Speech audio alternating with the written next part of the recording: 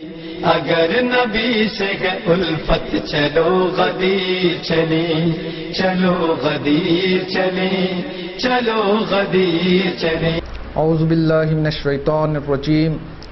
بسم اللہ الرحمن الرحیم، الحمد للہ رب العالمین، ثم الصلاة والسلام علی سیدنا محمد وعلی آلہ الطیبین الطاہرین، اما بعد، فقد قال اللہ تبارک و تعالی فی کتابہ المبین وقولہ الحق وہو اصدق الصادقین۔ بسم اللہ الرحمن الرحیم، یا ایہا الرسول بلغ ما انزل الیک من ربک وَإِن لَّمْ تَفْعَلْ فَمَا بَلَّغْتَ رِسَالَتَهُ وَاللَّهُ يَعْصِمُكَ مِنَ النَّاسِ إِنَّ اللَّهَ لَا يَهْدِي الْقَوْمَ الْكَافِرِينَ۔ معزز ناظرین حضرات، السلام علیکم ورحمۃ اللہ وبرکاتہ۔ گزشتہ تقریر میں ہم نے واقع غدیر کے حوالے سے یہ بتانے کی کوشش کی تھی کہ واقع غدیر اہل تشیع کی کتابوں میں بھی درج ہے اور اہل تسنن کی کتابوں میں بھی درج ہے، مگر اہل سنت کے علماء یہ کہتے ہیں کہ خطبے میں جو لفظ مولا کا آیا ہوا ہے اس مولا سے مراد دوست ہے، امام نہیں ہے۔ لہذا اسی کی نقد میں ہم نے گزشتہ تقریر میں پہلی دلیل پیش کی تھی اور یہ کہنے کی کوشش کی تھی کہ آپ جو یہ کہہ رہے ہیں کہ لفظ مولا سے مراد دوست ہیں،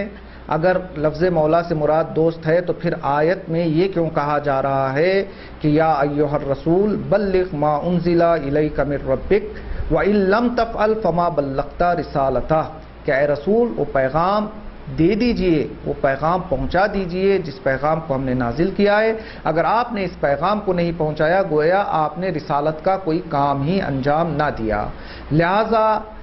آیت کا انداز یہ بتا رہا ہے کہ مولا سے مراد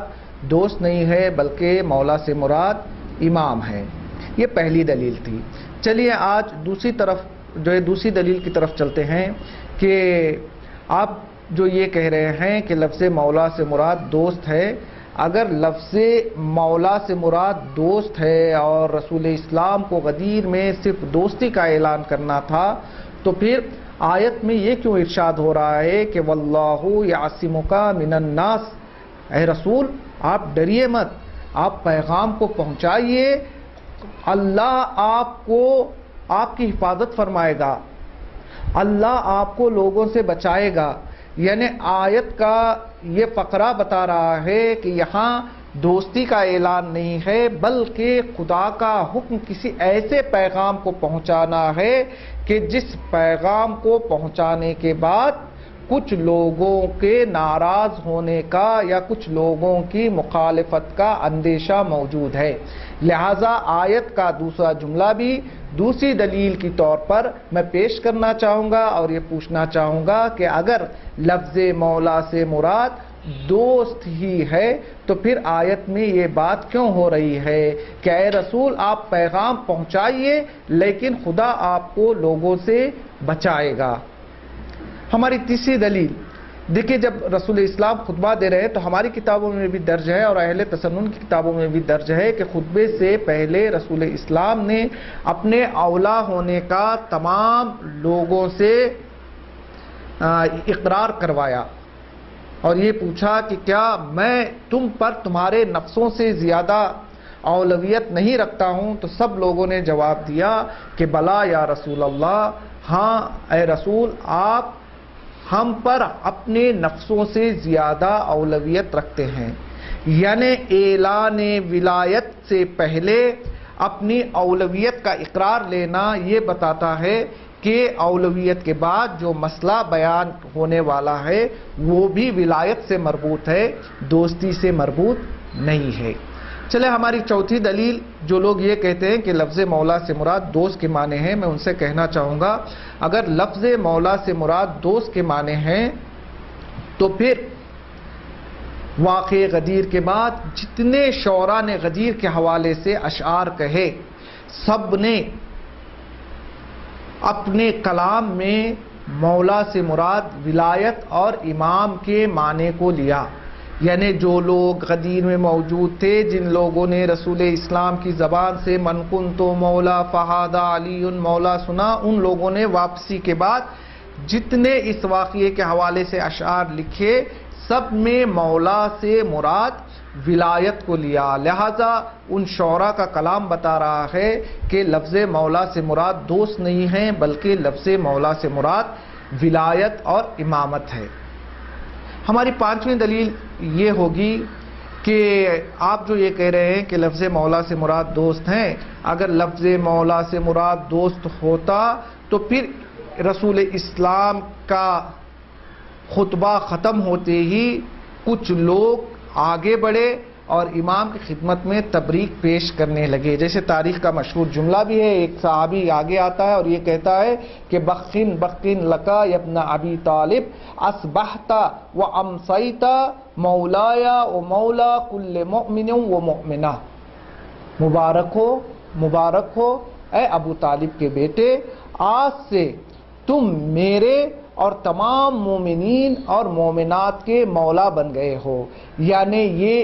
آگے بڑھنا اور امام کی خدمت میں تبریک پیش کرنا بتا رہا ہے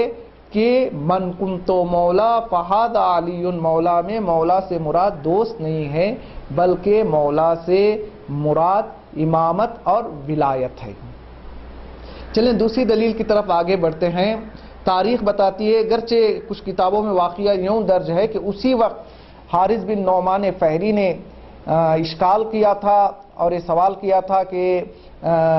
اے محمد جو تم یہ اعلان کر رہے ہو یہ تمہاری طرف سے ہے یا رسول خدا کی یا اللہ کی طرف سے ہے۔ لیکن تفسیر نمونہ میں آیت اللہ ناصر مکارم شیرازی نے اس واقعے کو اس طرح سے درج کیا ہے کہ غدیر میں اعلان ہو چکا، سب لوگ واپس مدینہ پلٹ چکے،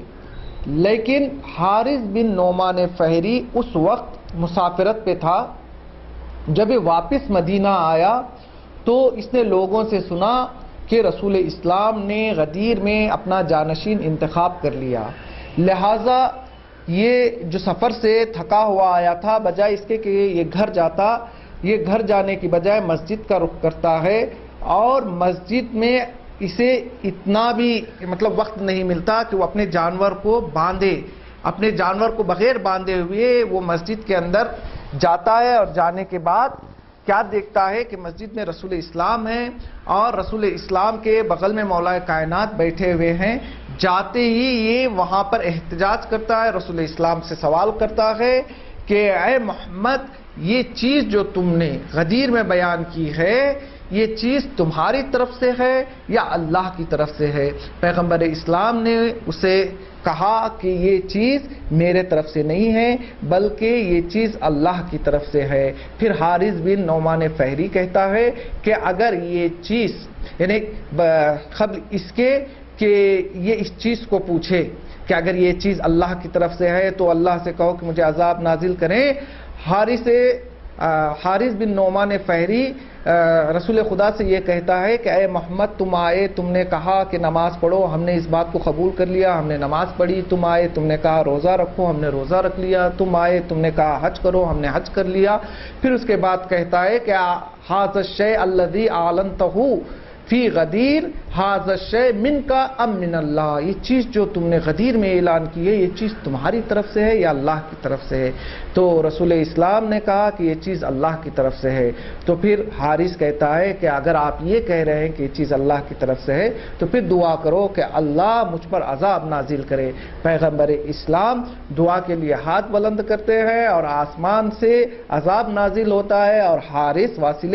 جہنم ہو جاتا ہے۔ یعنی حارث کا مسجد میں آنا اور رسول اسلام سے سوال کرنا، پھر عذاب کا نازل ہونا، یہ پورا واقعہ اس بات کی طرف اشارہ کرتا ہے کہ غدیر میں جو اعلان ہوا تھا کہ من کنت مولا فہذا علی مولا، اس سے مراد دوستی نہیں ہے بلکہ اس سے مراد ولایت اور امامت ہے۔ یہ تھی ہماری پہلی دلیل، یعنی جو لوگ یہ کہتے ہیں کہ لفظ مولا سے مراد دوست ہیں، ہم نے کچھ دلائل پیش کیے کہ لفظ مولا سے مراد دوست ہو ہی نہیں سکتا، بلکہ لفظ مولا سے مراد امام اور ولایت ہے۔ انشاءاللہ آنے والی تقاریر میں ہم دوسرے اہل تسنن کے وجوہات بیان کرنے کی کوشش کریں گے اور ساتھ میں اس کا جواب دینے کی بھی کوشش کریں گے۔ والسلام علیکم ورحمۃ اللہ وبرکاتہ۔